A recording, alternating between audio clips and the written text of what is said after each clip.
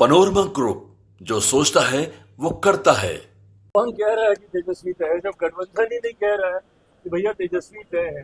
तो ऐसे में जनता या अगर इनके कार्यकर्ता अगर ये सोचते हैं कि जनता इनको स्वीकार करेगी, मैं नहीं मानता कि जिस गठबंधन के भीतर इतनी कंफ्यूजन हो वो बिहार को एक विकास की सोच दे पाए।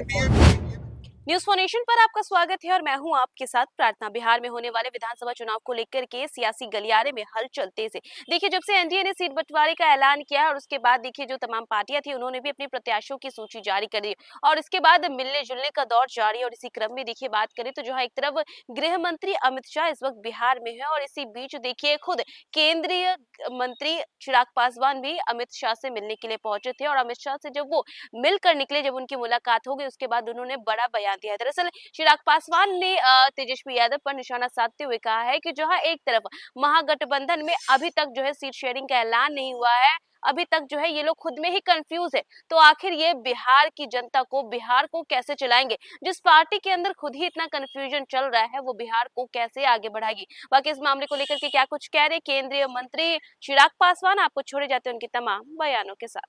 चिराग जी, आज मुलाकात हुई अमित शाह जी से, क्या कुछ बातें हुई हैं, किन चीजों को लेकर खास तौर पर चर्चा हुई? देखिए, आज केंद्रीय गृह मंत्री आदरणीय अमित शाह जी बिहार के दौरे पर हैं और हम लोगों के गठबंधन की ये खूबसूरती और ये ताकत है कि हम लोग एक दूसरे का हाथ पकड़कर, एक दूसरे का सहयोग कर गठबंधन को मजबूती देते हुए एक ऐतिहासिक जीत की ओर अग्रसर हो रहे हैं ताकि उस विकसित बिहार का निर्माण कर सके जो मेरे प्रधानमंत्री जी के लक्ष्यों में 2047 तक जब भारत एक विकसित देश बने तो उसमें बिहार सबसे विकसित राज्यों में हो, ये प्राथमिकता मेरे प्रधानमंत्री की रही है। तीसरी बार सरकार बनने के बाद जिस तरीके से प्रधानमंत्री जी साल भर के भीतर 11 बार बिहार आ चुके हैं, ये दर्शाता है कि उनकी प्राथमिकता में किस तरीके से बिहार और बिहारी हैं। आज आदरणीय केंद्रीय गृह मंत्री अमित शाह जी से मुलाकात कर आने वाले दिनों में कैसे हम लोग कैंपेन को और ज़्यादा साथ मिलकर मजबूत कर सकें ताकि हर वो सीट हम लोग जीत सकें जिससे एक बड़ी जीत, एक ऐतिहासिक जीत एनडीए की हो।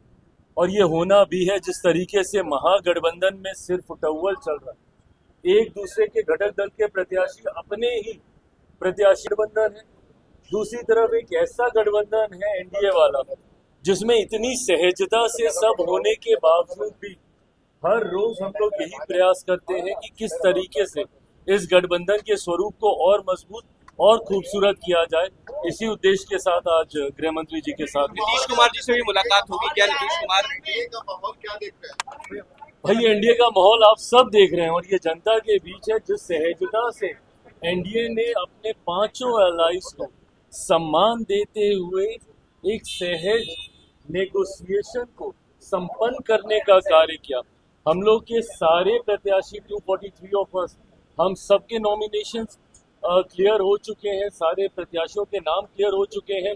कोई कंफ्यूजन नहीं है महागठबंधन की तरह कि ये सीट इनके पास है कि मेरे पास है। ऐसे में ये क्लैरिटी होने के बाद अब हम सब लोग जमीन पर उतर चुके हैं, कैंपेन कर रहे हैं। आज मैं स्वयं, मेरे प्रदेश अध्यक्ष, उनका नामांकन है गोविंदगंज, जब वहां जा रहे हैं तो हर कोई, हम लोगों ने तो अपनी कैंपेन की शुरुआत कर दी है जहां महागठबंधन अभी तक एक दूसरे की दावेदारी को काटने का प्रयास कर कौन कह रहा है कि तेजस्वी तय है जब गठबंधन ही नहीं कह रहा है कि भैया तेजस्वी तय है। तो ऐसे में जनता या अगर इनके कार्यकर्ता अगर ये सोचते हैं कि जनता इनको स्वीकार करेगी, मैं नहीं मानता कि जिस गठबंधन के भीतर इतनी कंफ्यूजन हो वो बिहार को एक विकास की सोच दे पाए। एनडीए में टिकट बंटवारे में सबसे बड़े खिलाड़ी के तौर पे आपके उभरने की चर्चा खूब हो रही है बिहार की सियासत में।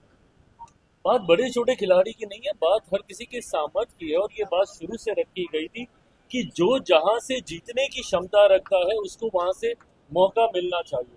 और मैं तो भारतीय जनता पार्टी और जनता दल यूनाइटेड का मैं धन्यवाद कहूंगा विशेष तौर पर, जो बड़ा दिल दोनों दलों ने दिखाया है। दोनों दल कंपैरेटिवली बाकी हम लोग जितने हैं उनसे बड़े हैं, पर उसके बावजूद जिस तरीके से एडजस्टमेंट्स किए गए हैं, तमाम दलों को सम्मानजनक तरीके से उनका गठबंधन में समावेश करने का, मुझे लगता है यही गठबंधन की सोच होनी चाहिए कि कैसे एक दूसरे को साथ लेते हुए गठबंधन को और मजबूत इस बार भी 100% स्ट्राइक रेट रहेगा चिराग जी? मेरा लक्ष्य बिल्कुल वही रहेगा कि 100%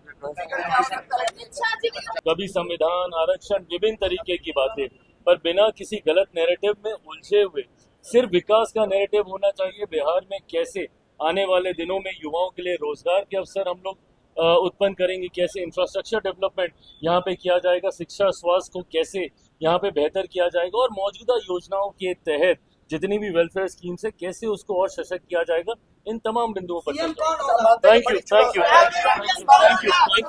सूरज की पहली किरण के साथ जाग उठा बिहार, हर मत बने नई उम्मीद, हर कदम जिम्मेदारी। न्यूज फॉर नेशन की अपील, 6 और 11 नवंबर को घर से निकलें, वोट करें और अपने भाग्य विधाता खुद बने।